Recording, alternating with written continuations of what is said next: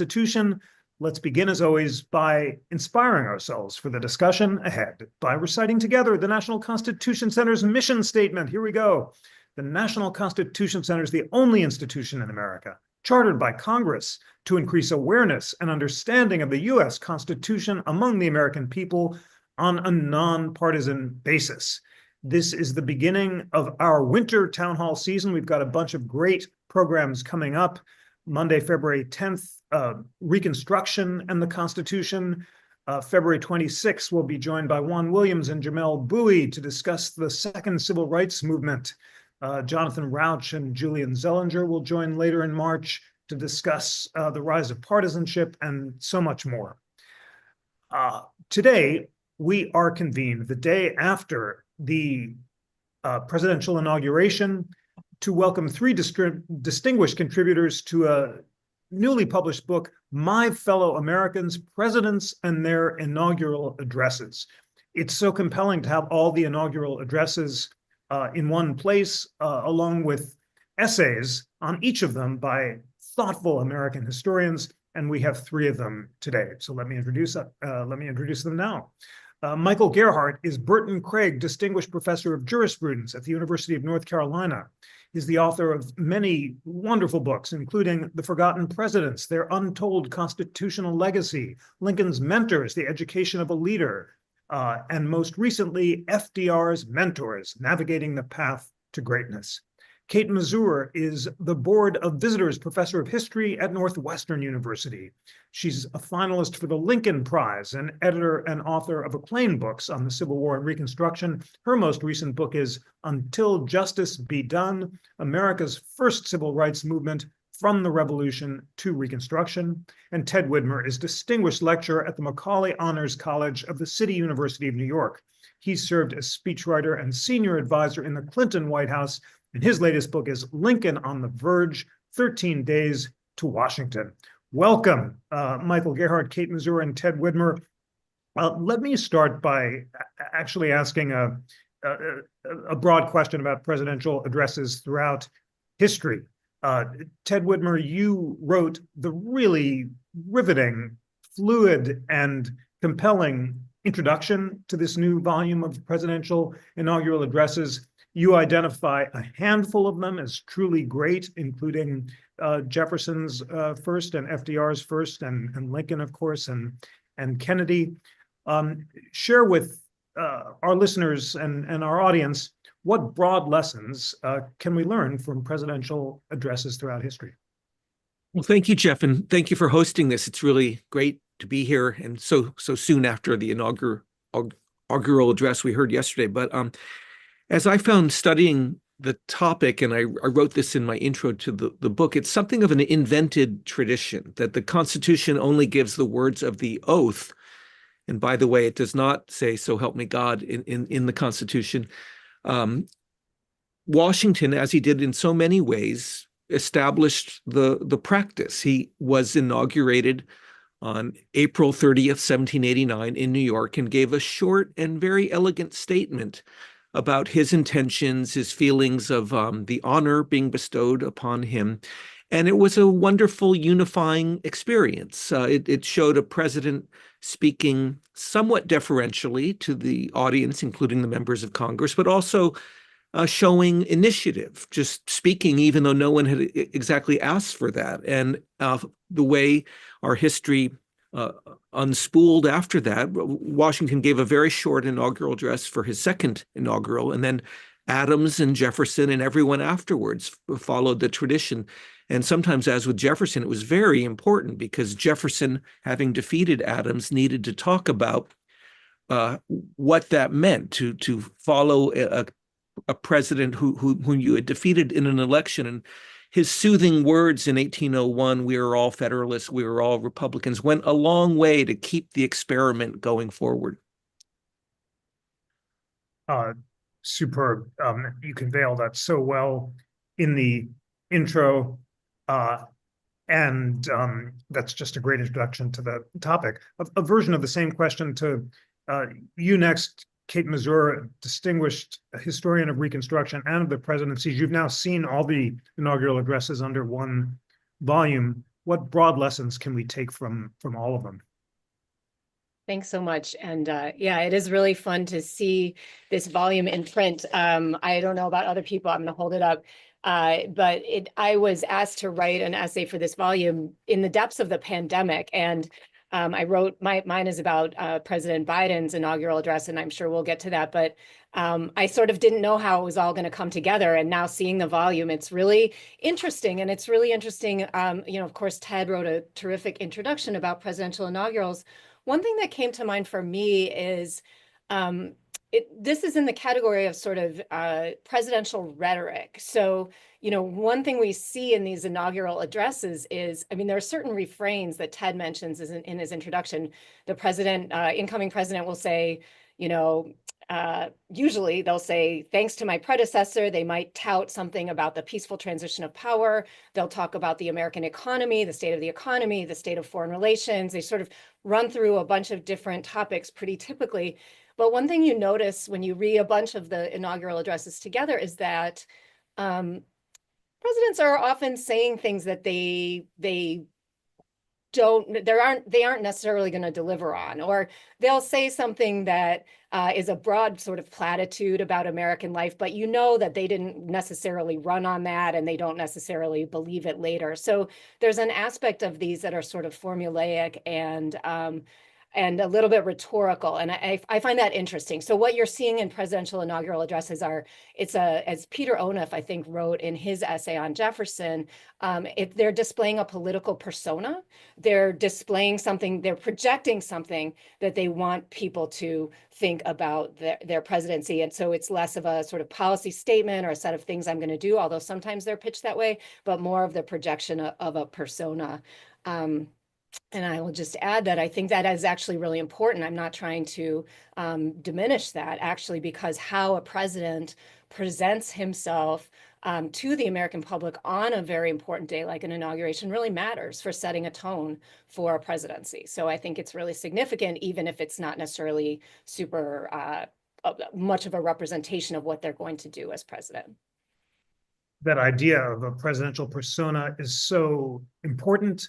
And also citing Ted's encapsulation of what the standard form of an address is. I'm glad you invoked it, Kate, but just quoting Ted, 1, I'm not worthy of this great honor. 2, I congratulate the people that they elected me. 3, we must all come together. I won't go all the way to 9, but it's democracy, strength, equals America. 10, thanks be to God. It's just a great distillation of the essence of it. But then, Kate, as you say, each president conveys a persona by making that format his own.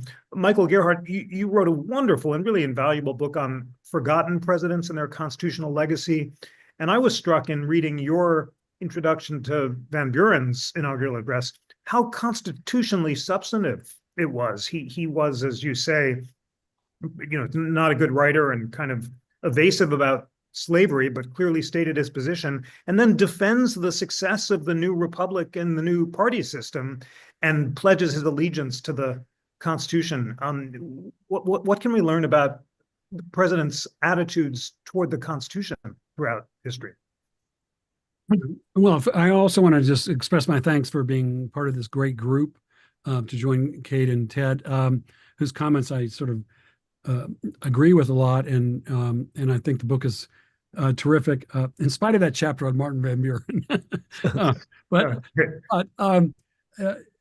I'll pick it up there. I think that one of the things about presidential inaugural addresses is that, as it has been pointed out, is that they do operate according to a template or formulaic, and that is true for that's true for almost all the presidents who've taken the oath of office and delivered inaugural addresses.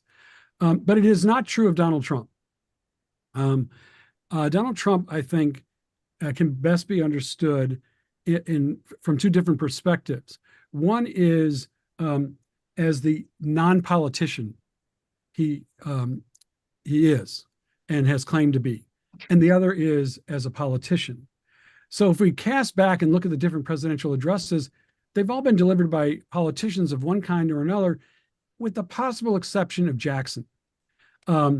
although Jackson was very much sort of interested in politics and involved with politics and had run for the presidency before he eventually won it, Jackson then tries to demonstrate that he really belongs to the politician class by following much of that formulaic sort of outline, expression of humility, expression of the limitations of his own power. But contrast that, as we will, with Martin Van Buren, who I think was bending over backwards, not just to sound presidential, but to express his constitutional vision, which he thought was also in alignment with Jackson's. But all of that contrasts with Trump to begin with, because as a non-politician, I think Trump didn't want to thank his predecessor, didn't want to sort of engage in that sort of formulaic rhetoric. And instead, what you'll find in both the first and the second are things like no acknowledgement of the sort of predecessor's accomplishments, a lip service to the idea of unity. Notice how most presidents, including Van Buren, talk about the importance of unity, less important to Trump. Also, there's a certain degree of falsehoods or misleading statements with Trump that is less true of a lot of other inaugural addresses, but that's okay as far as Trump is concerned, because he's all about perceptions. So the perception is no defense whatsoever to the wildfires out west, though we know, as a matter of fact, there have been. I'm here in North Carolina, where our governor, among others, has attempted strenuously to support people out west in our state fighting the ravages of a hurricane. But Trump talks about us as having been, in a sense, kind of set adrift, no help. So that all comes from the non-politician side of Trump. Then I think when we look at the politician side, and I'll just wrap this up very quickly, the question becomes, where does he kind of place himself? Well, he's taking some lead from McKinley, who was notable for his tariff and also acquisition of territory. But I think he doesn't acknowledge, but I think it's important to recognize that Trump is also, I think, playing against a backdrop in which Ronald Reagan is a very important figure. Reagan was the great communicator. Reagan was all about perception.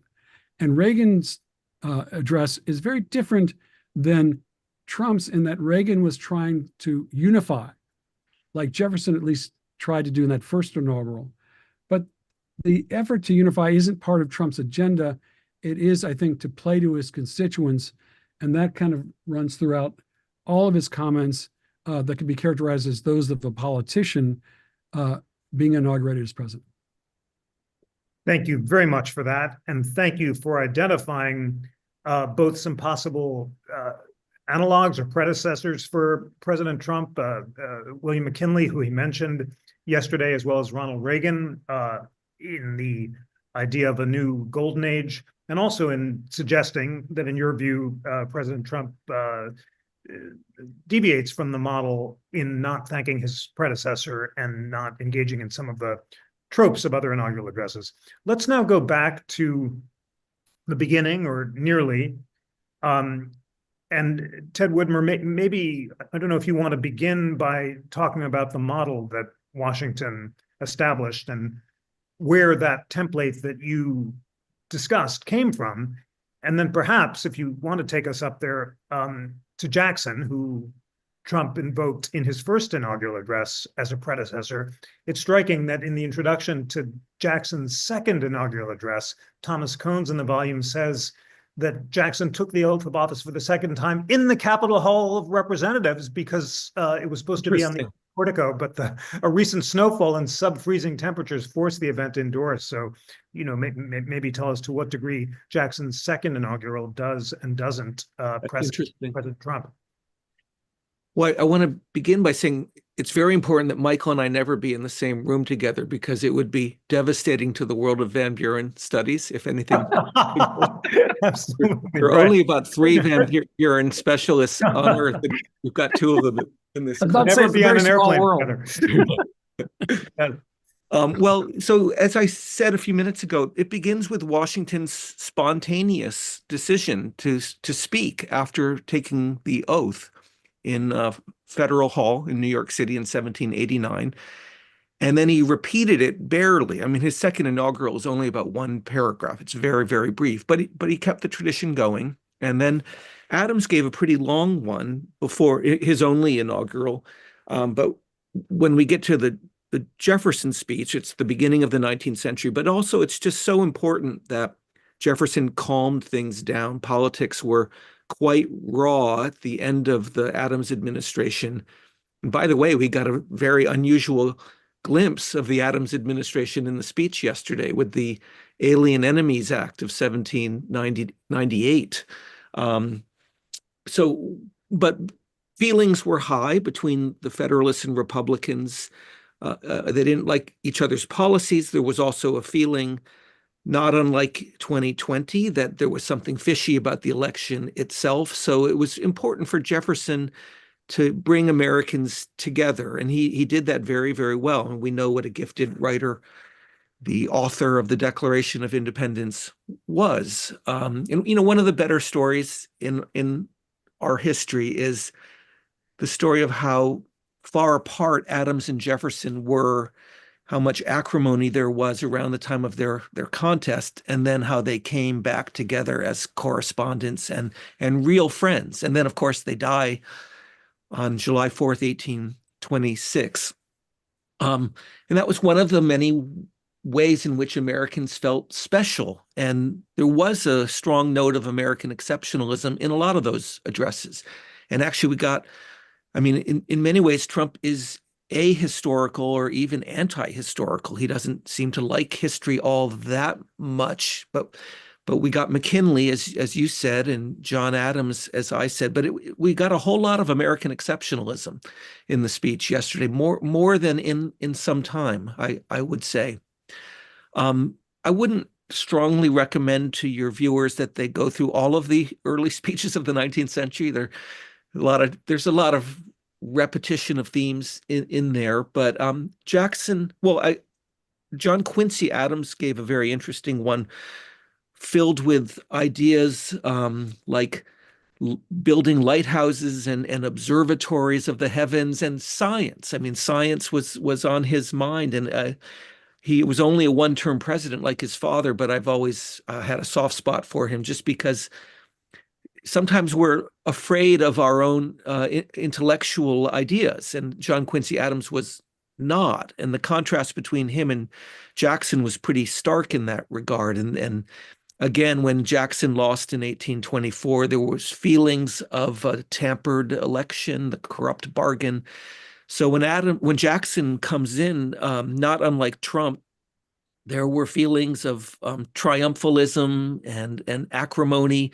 But when I reread Jackson's first inaugural, it really was pretty subdued. Like Jefferson, it called on Americans to come together. And at the end, he was very modest about his own achievements. He uses the word diffidence to talk about whether he deserves to be the president. I think he strongly felt that he did deserve it, but in the speech itself, he softened all the tensions in a way that was quite different from what we heard yesterday.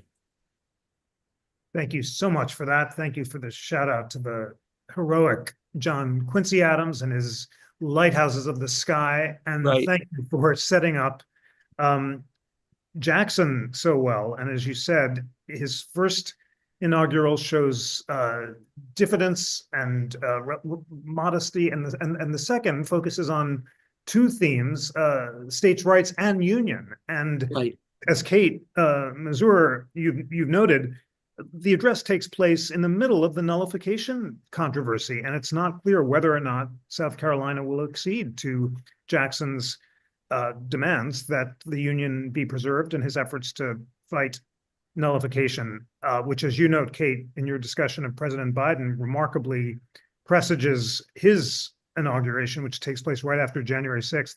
Kate Masur, tell us, take us to Jackson. What's going on in his first and second inaugural addresses, and what can they teach us about the present moment?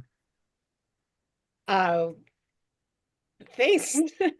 Thanks for that question. So I was just looking at Jackson's second inaugural address, and it is really interesting to see. I actually was thinking about it in relation to Lincoln's first inaugural. And I'll kind of pass on Biden, although I also wanted to say something about Trump's vision of history, but we can kind of mix everything together. But so Jackson, in his second inaugural address, he warns against disunion. And, I actually hadn't read this inaugural address before, and this is not the period I generally specialize in. So I found it really interesting where he says, without union, our independence and liberty would never have been achieved. Without union, they can never be maintained. Divided into 24 or even a smaller number of separate communities like the states, we shall see our internal trade burdened with numberless restraints and exactions, communication between distant points and sections obstructed or cut off, our sons made soldiers to deluge with blood the fields they now till in peace, the mass of our people borne down and impoverished by taxes to support armies and navies, and military leaders at the head of their victorious legions becoming our lawgivers and judges. He's warning against what a disaster it would be to have the United States break apart into states, right? That it would be bad for obviously the idea of the nation and the union, but also terrible for the economy, terrible for the lives lost, terrible for democracy if we end up being governed by military leaders. And, some of that is really echoed by Lincoln. It makes me wonder if Lincoln had actually read that address by Jackson, because Lincoln, in his first inaugural address, when the nation is on the cusp of civil war after several states had already seceded, says very similar things about the disaster of secession and civil war that could happen, right? And he says, we cannot separate, we can't draw a line in this country because we have all this trade, we have all this communication, we are one people. And obviously Lincoln's pleas in 1861 to stop secession and stop the formation or the attempted formation of a Confederate nation don't work out. And that is what, that is the Civil War. But it's interesting to see how really what in Jackson's case, obviously in 1833, it doesn't come to that. And the nation doesn't end up descending into a war at that time. But some 2.5 decades later, that actually comes to pass. Such a fascinating connection between Jackson to Lincoln, and Michael Gerhardt, you're just the person to help amplify on that with your great book on Lincoln's mentors, as well as your studies of Van Buren.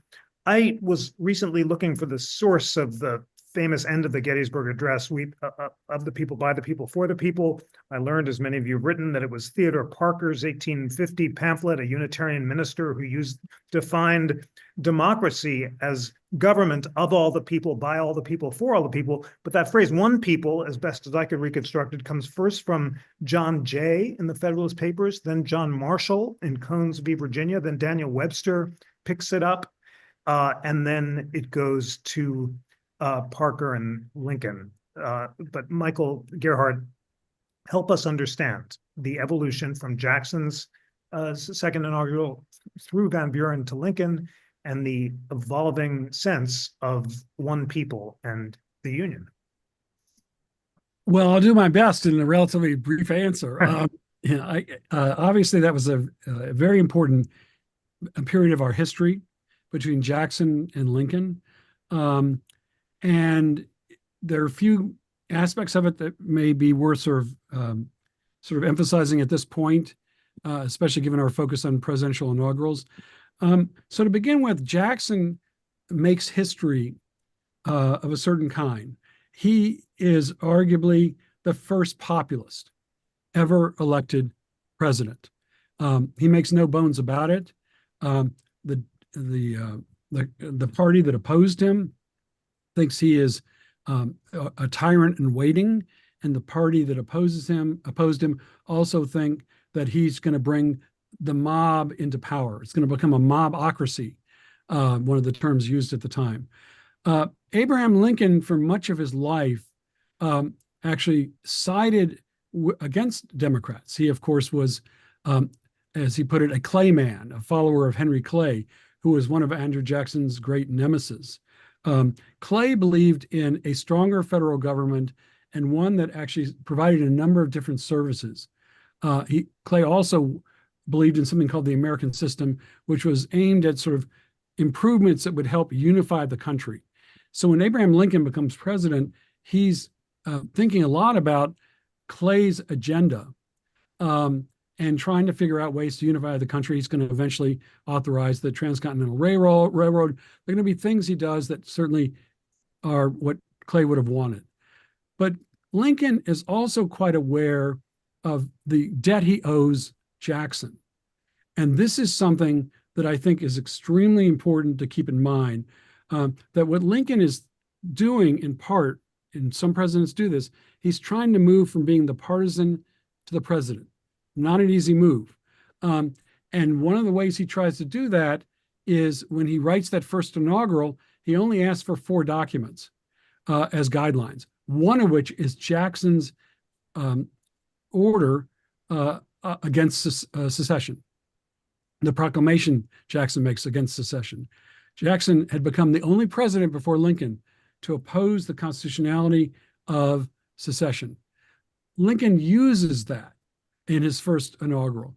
He also has a portrait of Jackson in the White House office that he uses to his own political benefit. Recall as well that Lincoln grew up among Jacksonians, so he knew how to talk to them. And so while Lincoln is the president during wartime, his ultimate objective is to unify the country. By not dissing Jackson and by using Jackson to some extent as his model, Lincoln is able to kind of create a bridge that nobody ever thought could be built between Henry Clay and Andrew Jackson. And Lincoln tries to do that. The other thing I just would point out is that one thing that distinguishes Trump is, of course, the fact that Trump was elected to 2 non-consecutive terms. So I don't think we should leave out of this equation the possible relevance of Grover Cleveland, the only other person to have won 2 non-consecutive terms. And one thing I would note about each of their inaugural addresses is their second address can't do what a lot of other reelected presidents' second addresses do, and that is kind of boast about how great things are. So neither Cleveland, in fact, refers to the menace. He wants the American people to focus on the menace that exists to the integrity and usefulness of their government. Well, where is that menace coming from? The other party. Trump obviously thinks refers basically to the Biden administration is not really having accomplished anything. America is in decline, he says. And so I think Cleveland may also be an interesting model here too to keep in mind. But Cleveland, unlike Jackson, unlike Lincoln, didn't serve 2 consecutive terms. And Cleveland also comes into the second term a very different guy than he had been in the first term. And I think we can expect perhaps something similar with Trump in the sense that he's going to be much more aggressive about trying to get done what he wants to get done, just like Cleveland was trying to do in his second term. So interesting to call our attention to Cleveland's second inaugural address. I'm reading from it here. In dealing with our present embarrassing situation as related to this subject, we'll be wise if we temper our confidence and faith in our national strength and resources with the frank concession that even these will not permit us to defy with impunity the inexorable laws of finance and trade. Back to Lincoln, if we may, and we may want a full beat here. Ted Widmer, you, of course, identify Lincoln's speeches as among the handful of the greatest in history. Why? What was Lincoln trying to accomplish, and how did he do it? Well, they're both great. The first and the second. I think most of us would include those 2 in a list of the 5 best by all presidents. But I find the second even more extraordinary than the first. It's a moment of triumph for Lincoln. It's only a few weeks from the end of the war, but there is no triumphalism in it. He ends it with this very elegant and modest request that Americans show malice to none, charity for all. There's poetry in it. There's a sentence, fondly do we, I don't want to say it wrong, but there are internal rhymes that are very interesting. There's brilliant and I would say somewhat radical use of religion in that speech. There's a lot of certainty in other presidential inaugurals, and we probably had the most extreme example ever yesterday when Donald Trump said, "God spared my life so that I can make America great."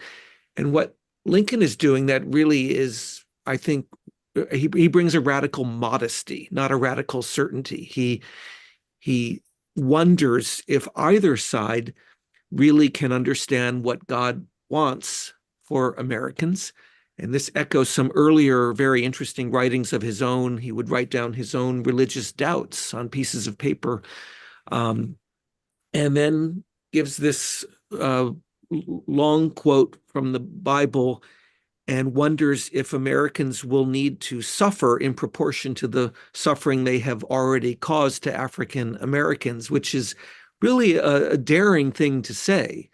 And it's a very short speech. It's Lincoln, as he aged and as the tragedy of war and his own personal tragedies accumulated, he wrote very searchingly about religion, as I said, but also kept breaking down these complex thoughts into very simple words. So like the Gettysburg Address, a lot of the words are short words, and the overall effect is overpowering. I reread it over and over again, and I always see something new. So incredibly powerful, and you analyze it so sensitively and thoughtfully in your introduction. Kate Masur, you're a preeminent historian of the Civil War and Reconstruction. What was Lincoln trying to achieve in his inaugural addresses? How did he achieve it? And then how did his immediate predecessors fare? We learned from the volume that James Garfield, among the best of all educated presidents, according to John Hay, Lincoln's secretary, he knew more about history than any president since John Quincy Adams, has total writer's block, can't write anything, has a nightmare before Inauguration Day, and then makes an eloquent defense of African-American suffrage. So tell us about some of those immediate Reconstruction presidents as well.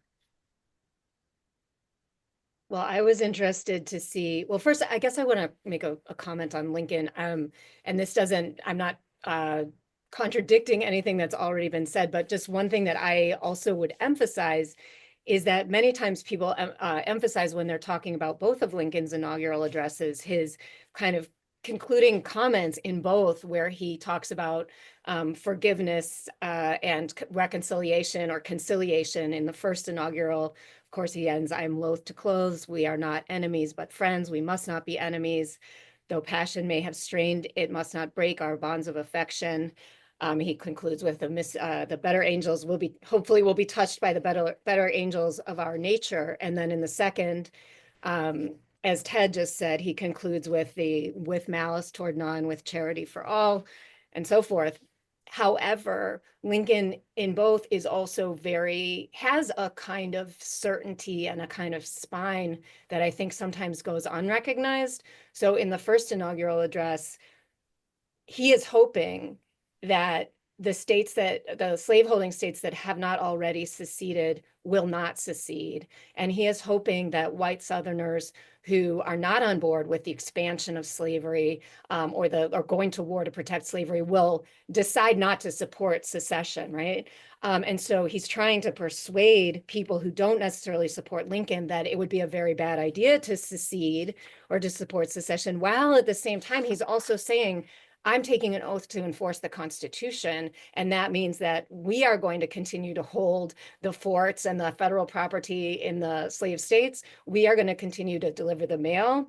We are going to continue to do the jobs that are under the sort of power of the federal government, however limited it was at that time. And he says, the central idea of secession is the essence of anarchy. He's very certain about that. So there's a firmness to him. He has already decided that he is not going to make certain kinds of compromises about the extension of slavery, which is what the Southern kind of people on the far end of Southern politics want. So Lincoln is really firm in the speech, even as he's conciliatory. And in the second address, he says he's not sure that Americans understand what God really has in mind for Americans, but he speculates that God may be punishing the whole United States for the sin of slavery. And he says, if this war has to continue until we've kind of expiated that sin of slavery, let it continue. I will pursue it to the very end. And so, this is somebody who has become, if he wasn't in 1861, by 1865, become totally convinced of the kind of moral righteousness of the cause of abolishing slavery, even if by military force and even at the cost of many lives. So I think, I always like to emphasize Lincoln's real firmness and commitment to certain principles that transcended for him the kind of sentiments of reconciliation and friendship across political differences. One thing that struck me about Grant's first inaugural is how short it is. A lot of people were very wary about having a person who was best known to be as a general become president. And Grant won election in 1868 quite handily. But his first inaugural address is very brief. It's mostly about, interestingly enough, mostly about economic policy. It's mostly about the debt that has been incurred as a result of the war and how the United States was going to grapple with it. At the very end of the speech, he actually mentions relations with Native nations, which I found interesting because most of the presidential inaugural addresses, as far as I could tell, do not mention Native Americans, and in fact, tend to represent the United States or the land as kind of uninhabited and free for the taking. And so the fact that the policy, U.S. government policy toward Native Americans is mentioned in this address shows how important that issue was in 1868 and 1869 when Grant became president. And, it just sort of puts on the table that, yes, I as president know that this is something that I'm going to be addressing. And then Grant also expresses at the end of his first inaugural address support for the 15th Amendment. So the last of the 3 constitutional amendments that were adopted during Reconstruction I think it hadn't quite passed, if I'm not mistaken, it had not yet passed Congress in March of 1869, and it would pass very soon. And of course, that is the constitutional amendment that bars discrimination based on race in the right to vote. So Grant is dealing with, questions associated with the abolition of slavery in that part of the address, but most of the address is calling for kind of peace in the United States, but the main focus is on economic questions. Thank you so much for all of that, for noting Grant's short inaugural address. Ted Widmer, in his great introduction, says that Grant weeds out needless adjectives like so many Confederate sharp. Yeah. It's great. And after discussion of Reconstruction, Ted quotes Grant, "This is wrong and should be corrected. What else is there to say?" He also notes that halfway through the speech, Grant's young daughter, lonely, came up to the podium to hold his hand while speaking. Great detail. I love that detail. Yeah. Great. And you also note that some of those other post-Reconstruction presidents have surprisingly good speeches. Who knew, you ask, that Benjamin Harrison, another Republican beard, was a sensitive writer? Michael Gerhardt, your book on the forgotten presidents, including Van Buren, Harrison, and Cleveland, all the way up to Jimmy Carter, is invaluable. This chronological approach is helpful. So take us up from those post-Reconstruction presidents, Garfield and Harrison, and then land us at FDR. And you've written such an important book on FDR's mentors and why was FDR's first inaugural one of the greatest in history. Well, I'm going to try and really kind of shorten the historical overview of that period, but it's a very important period, as you suggest, Jeff. So one thing that's happening during that period between Garfield and eventually Roosevelt is the Gilded Age, and it's there's a convergence of a number of different sort of developments during that time period.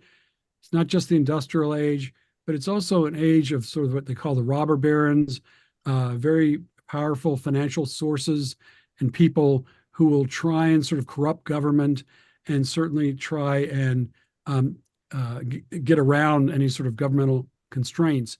One thing that coincides with sort of the Gilded Age is also economic downturns.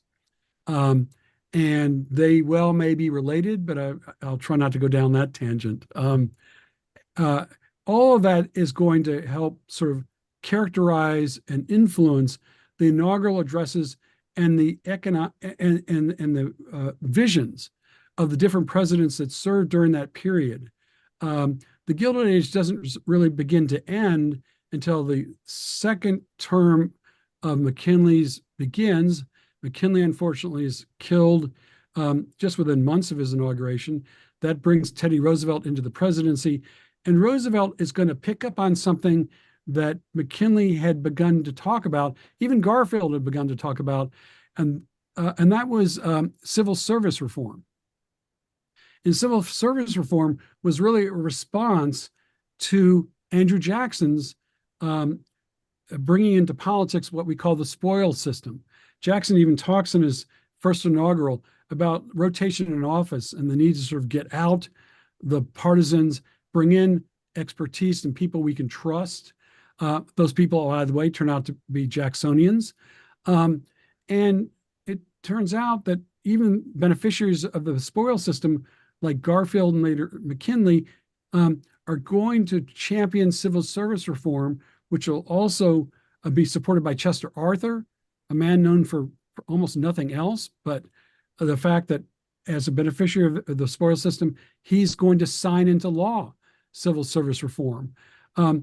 And all these different developments are going to help Teddy Roosevelt when he starts reorienting government towards going after big business.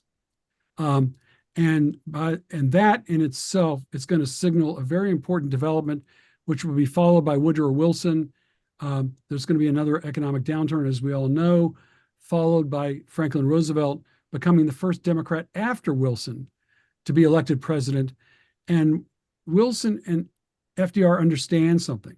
Wilson even told FDR at one point, or I'm paraphrasing, that the only way Democrats are going to get back into power is if the economy goes downhill. So Roosevelt's waiting for that. Needless to say, it happens. And when Roosevelt is sworn into the presidency, one of the things he's going to really try to champion is the role of government in trying to not just ensure greater fairness and equality, but the role of government in reinvigorating the economy.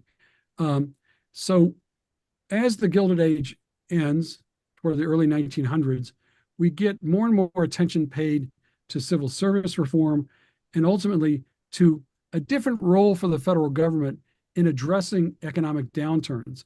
That will be, of course, a big hallmark of FDR's presidency. But FDR, I think, along with some of these other presidents, delivers an inaugural address at a very dark time, but it is optimistic. And that is one of the great achievements I think FDR accomplishes, which is to try and reshape Americans' spirit and thinking about the future. And so he wants to introduce this idea of optimism, of a government that can solve problems, not just be the problem. And of course, that's the presidency he then undertakes. We then have to fast forward a number of years before, as Reagan says, government becomes the problem. And I think as far as Donald Trump is concerned, it's some of government is the problem. He insinuates the California government is failing. There are other failures too the government has had. And while Trump is rather vague about how American decline will actually be ultimately stopped and the new golden age will begin, he's not unclear about Trump, about who the enemy is. It's the other party, the enemy within. That's a different kind of message for a president to deliver. Notice FDR didn't do that. And other presidents like Lincoln that we talked about before are very careful about how they characterize the other side. Lincoln goes out of his way, I think, to try and avoid lambasting the other side with one big exception. And that is he makes clear in his first inaugural that if there's going to be a war, it's going to be caused by the Southern forces, not by Lincoln's not going to fire the first shot. That's the only time he really sort of goes out of his way, so to speak, to put down the other side, or at least challenge the other side. But we are coming a long way by the time we get to Reagan, who, although he's hardly happy with the Democratic presidency that preceded him, Jimmy Carter's, he's also trying to unify Americans. And by the time you get to the second inaugural, it's Morning in America, he's trying to sort of pick up on the optimism that he thinks needs to sort of be re-embraced by the American people to ensure that they could go forward. Wonderful. That was just a superb tour from the Gilded Age through Reagan, which is just what we needed. Rooting our study of American history in the primary text of the inaugural address is so great, which is why this program is such a privilege. And although you don't have to read all the addresses, friends, go to the primary sources. Barbara Sweet notes that you can find them all online at the Avalon Project. You can also find them at the American Presidency Project, and of course in this great book that we're talking about today. And there's nothing like returning to the primary text. All right, we've got 10 minutes left to complete this important conversation. And Ted Widmer, we're now all the way up to the age of Reagan. In your introduction, you say that in the top 5 inaugural addresses, Kennedy deserves to be recognized. Why? And what can we learn from the post-war inaugural addresses from Reagan up to President Trump about President Trump's talk yesterday? Thank you, Jeff. And Michael really helped me just now to understand the Trump-Jackson parallel, which I've always understood there was a fair amount of anger inside Jackson that against his enemies that Trump found attractive, and Trump placed a portrait of Jackson in his Oval Office. But the spoils system rhetoric is also very similar. Jackson didn't use the phrase deep state, but it was pretty kind of the same thought. So thank you, Michael. Well, Kennedy's was extraordinarily memorable for a lot of reasons. He was so young and attractive, the youngest president ever elected, although Theodore Roosevelt was younger when he became president, when McKinley was assassinated. But Kennedy gave a very exciting, dynamic speech. Part of it was the beauty of the backdrop. The snow had fallen the night before, 1961, and it was very, very cold. And it should be noted that it was about 20 degrees colder the day JFK was inaugurated than it was yesterday. But you never heard JFK say, we have to cancel it. He went ahead and did it. And that was in keeping, I think, with his message, which was, we are a tough people. We have tough adversaries, but we are also tough. We will bear any burden, and et cetera. And then the famous line, ask not what your country can do for you, ask what you can do for your country. So Kennedy understood sound bites work in a TV era, and then immediately had, like FDR, a lot of initiatives very early on in his presidency. We may be seeing a lot of executive actions today, tomorrow too. So it's somewhat reminiscent of FDR in 1933, with just a lot of new directions for the government, all beginning today. We only got one JFK inaugural, of course, so it's too bad we can't consider what he might have said a second time around. There's a feeling, even among pro-JFK people, including me, that some of his rhetoric about bearing any burden and being willing to contest the Cold War anywhere put him in a bit of a box, because as things were getting worse in Southeast Asia and Vietnam, he felt he had to live up to his rhetoric. So Kennedy escalates the number of American troops from, I think, about 1,000 under Eisenhower to about 16,000, still way less than Lyndon Johnson, who had more than half a million American soldiers by the mid-60s. So you have to be, most of these speeches are very full of confidence, and they somewhat glibly predict, well, for yesterday, a golden age is apparently beginning. Although having heard Michael, I think a gilded age might be a better phrase because of all the rich people coming into Washington.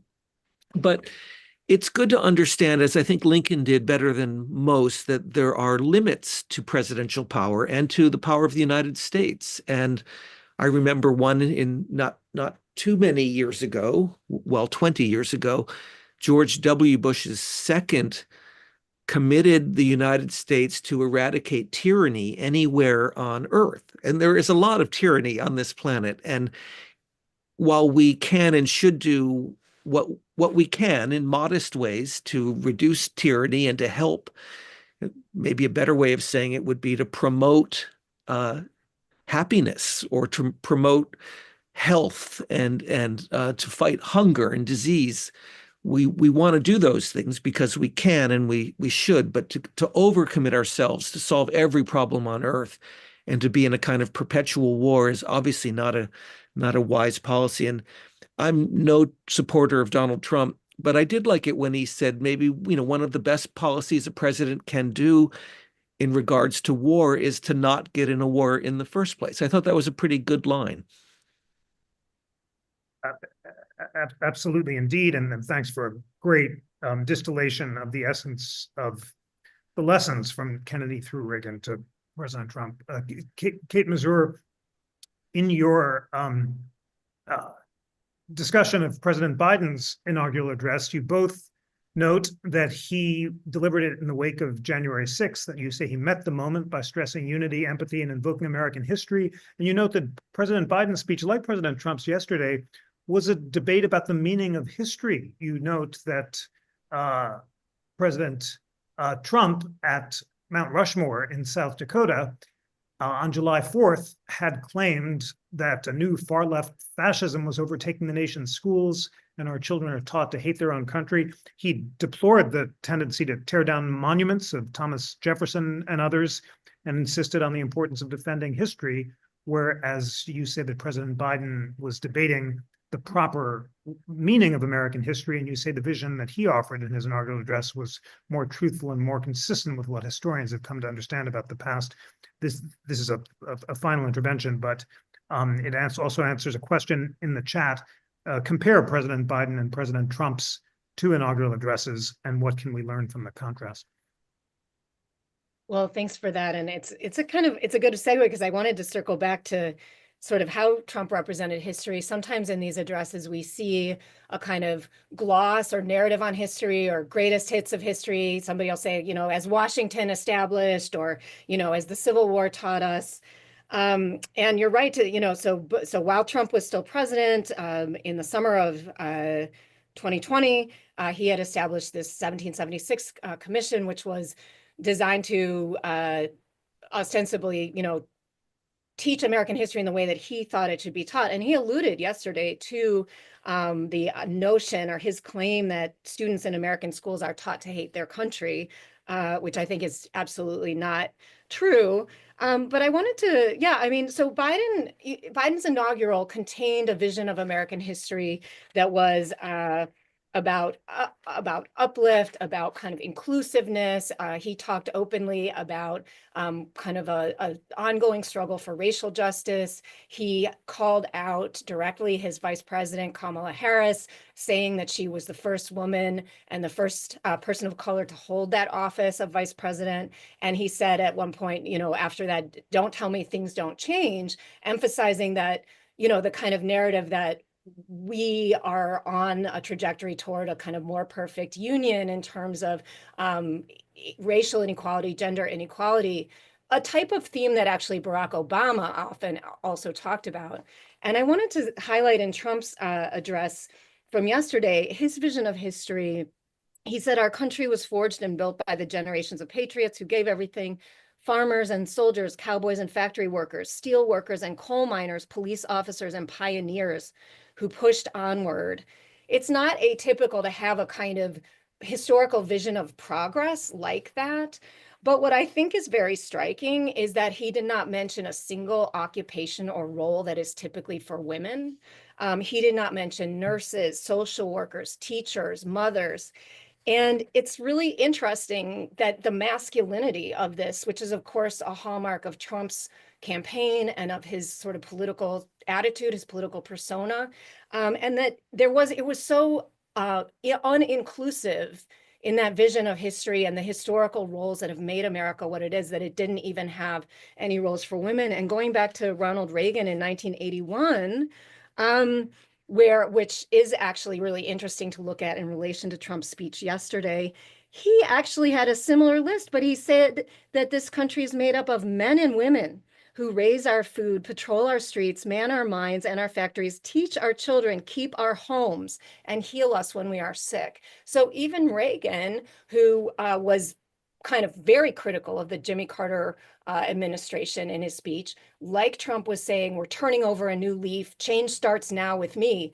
But Reagan had a more open, more inclusive vision of the kinds of people who make up America, certainly than Trump does. Thank you very much for that. Michael Gerhardt, last word in this superb discussion is to you. We are at time, so I'll ask you to keep it tight, but concluding reflections on what presidential inaugural addresses throughout history can teach us about President Trump's inaugural address yesterday. Well, I think they can obviously teach us a lot. I won't go down the entire list, but I think some of the things to think about and maybe explore further are to begin with that these addresses they serve political functions. There's a political agenda presidents have, and that agenda includes getting their presidency off to a good start. And the inauguration or inaugural address is one way to help do that by articulating the vision for the presidency, articulating what's important to the presidency, and also articulating a vision of the country for the future. You know, what is this nation going to look like down the road? And a second thing I think that we can learn from presidential inaugurations is that they're not terribly prescient. Oftentimes what will happen, or what has happened, is we get a president whose focus is one place during the inauguration, but then life or politics deals a whole different hand. McKinley, for example, in his first inaugural, doesn't talk about foreign policy much at all.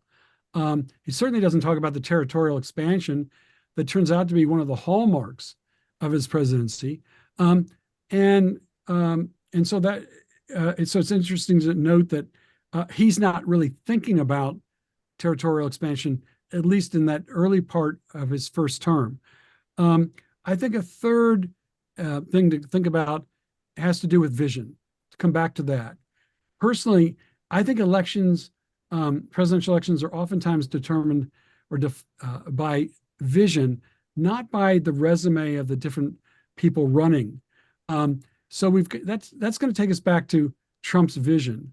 And I don't think Trump held back either in his first inaugural or his second in providing what has sometimes been described as dystopian vision for the future. It's not entirely clear what has to happen in order for American greatness to be restored. But I think we're beginning to see some glimmers of what Trump thinks has to happen. One of them is, I think, restoring a certain degree of masculinity to American leadership, to sort of take off on Kate's point.